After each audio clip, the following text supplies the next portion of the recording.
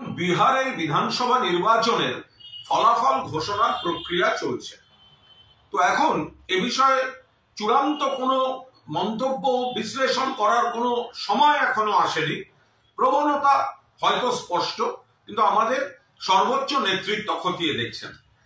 কিন্তু এর মধ্যে বিজেপির কিছু নেতা, বাংলার অথবা সর্বভারতীয় বিজেপি, তারা বিহারের সঙ্গে বাংলাকে রিলেট করে এরপর বাংলা এই ধরনের একটা ন্যারেটিভ তৈরি করতে চাইছেন।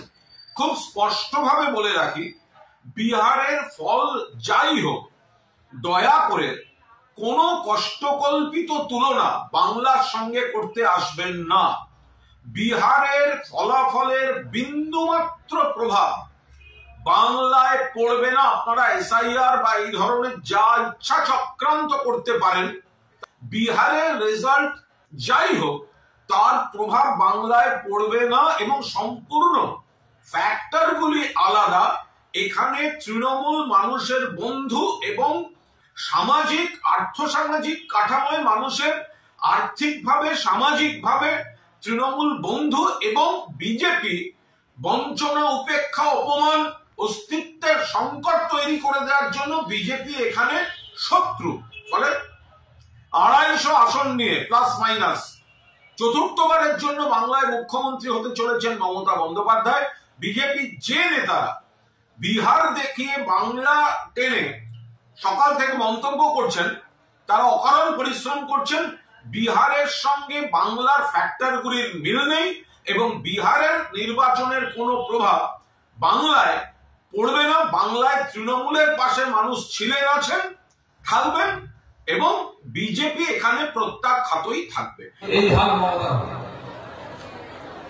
হবে নন্দীগ্রামে হেরেছিলেন ভবানীপুরে।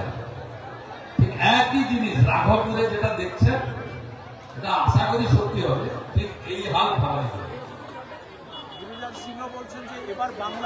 ये तो घोषित हो, बिहार की जीत हमारी है, अब बंगाल का बारी है, ये तो घोषित हो। सकाल बेला गिरिराज सिंह 10:30 কথা হচ্ছে। আমি ওনাকে প্রথম কনগ্রেচুলেট করে এটাই বলেছিলাম, তিনি বললেন এই মেরা স্লোগান रहेगा। মোহন যাদবজির সঙ্গে কথা হচ্ছিল, তাকেও আমি একই কথা বলেছি। তো एक ही स्लोगन है भाई, बिहार की जीत हमारी है, अब बंगाल का बारी है। मोदी जी नीतीश कुमार जी का सुशासन का जीत है, विकास का जीत है, राष्ट्रवाद का जीत है। राज्यों में 34 लाख मृतों मतदान का नाम आधार में बात दे दिया है, इस बात में क्या? ये तो सही बात है। हर बूथ में 60-70 करके डेथ वोटर है, हर बूथ में। बंगाल में 80,500 बूथ है, 50 करके